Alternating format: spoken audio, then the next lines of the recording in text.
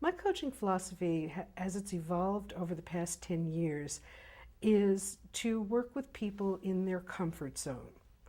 So, what I'm working on right now is expanding your comfort zone.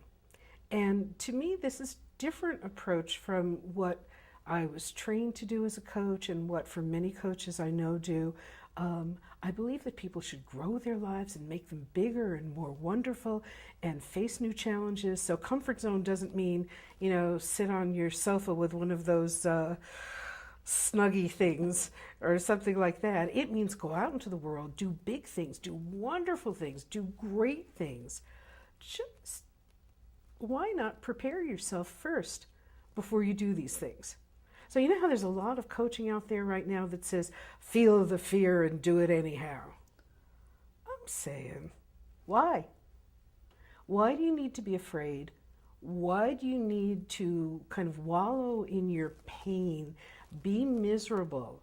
Maybe there are other approaches that help you get all the wonderful things you want in your life, and of course sweep out all of the things that are just junk that you don't want to have anything to do with, and create a wonderful, happy, productive, brilliant existence by expanding your comfort zone. How do you get people in touch with their comfort zone? Is it something that you readily know? Not all the time, and this is something Natalie Tucker Miller and I are evolving this, and will continue to evolve it over the next decade or so probably.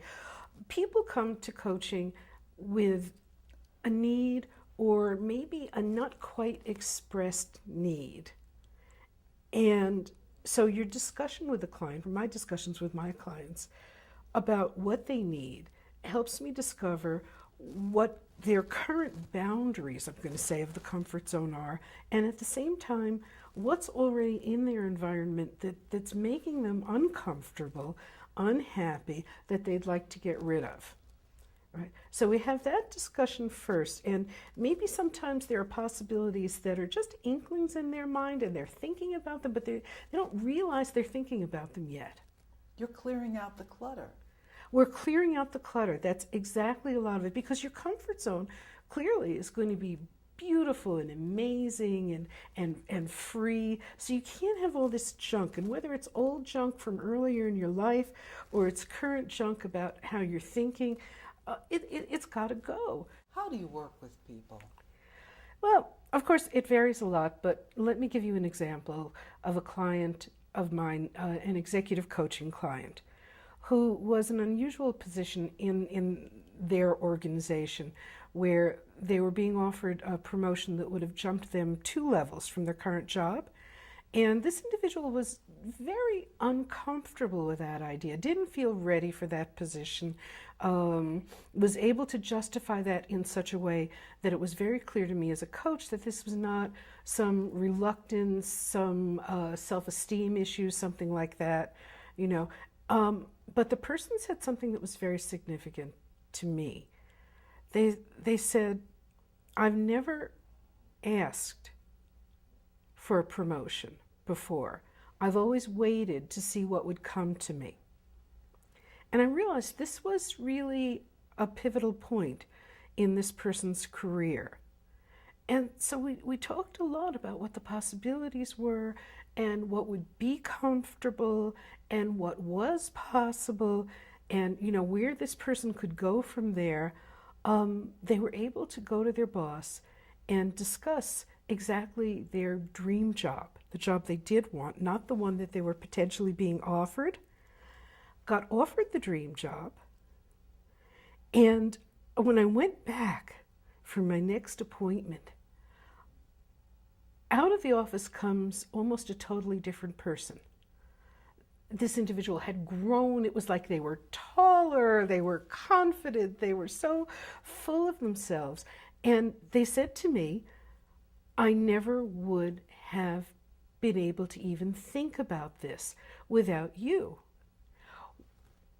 I set up a scaffolding, if you will. I created a little nest and, feathered the nest and allowed for the possibility to exist, to move on to something new and exciting and wonderful. So that's what I mean by expanding the comfort zone, creating a space for wonderful new things in someone's life, and then helping them move into it and supporting them in that move, rather than sort of saying, well, here's a cliff, you jump, fine, no parachute, it'll all be wonderful, and I'll be at the other end to pick you up and dust you off and, create some kind of structure to support this change. Why? And what's interesting is it started creeping into my personal coaching. So I had something in my own life that I had been coached by some of the best coaches in the field around this particular issue. And we had gotten nowhere, and I had written forgiveness letters, and I had done, felt the pain and done all those things that you need to do. And finally, one day, I focused on a particular phrase that this individual had used to me that was very hurtful and very scary. And I kept on saying it and saying it. And as I kept on saying it, I realized that in a bizarre sort of way, rather than menacing, it was almost chivalrous. And I started to laugh. And when I started to laugh, I was able to take all of that negative energy and all of those negative feelings, and it was like a puffball, a dandelion thing, and put it in my hand, and I just went, and it was gone. This is almost a year ago. I have never had those feelings again. It made a huge difference. I've tried it in coaching other people and said, wait a minute, you feel you have to honor this message, and you can honor this message. Do you have to honor it by living it? Can you honor it, for example, by saying, I see what you're saying. I see that it didn't really work for you. Thank you for the gift of showing me that might not be the only path and allowing me to pick a different path. I sense from listening to you that you actually love your clients, that you have a connection that has to do with the heart, but you have a PhD. How did you get to this heart place? It's where I've always been. It's where I've always been. And my doctoral work is in adult learning and leadership. It came out of a deep need to teach that I've actually had since I was about 6 years old. I used to put the little chalkboard up and play teacher. But I discovered that coaching is teaching. It's just a different form of teaching. It's teaching you how to understand yourself better, how to be with yourself better, how to grow yourself. It's not therapy. It's not let's dredge up the past. It's how do we learn to kind of evolve, to be more authentic people, to be more in ourselves, and bring that out into the world. So this was a perfect fit for me. And the more I read and the more I study, the more I find that some really fancy academic theories are played out also in some very different venues. So that I'm looking at the Four Agreements and I'm seeing shadows in the Four Agreements of things written by Chris Argyris, who's a professor emeritus at Harvard. Now, frankly, the Four Agreements is a lot easier to read and understand than anything Argyris ever wrote. But these two people from very different worlds are talking about the same thing. I don't see why we can't keep crossing those boundaries. You are seeing connections in broad spectrums between academic and lay areas of thought. Mm-hmm. What is your vision for the world? Given that you are an engaged coach and you've been coaching for a long time, what is your vision for the world?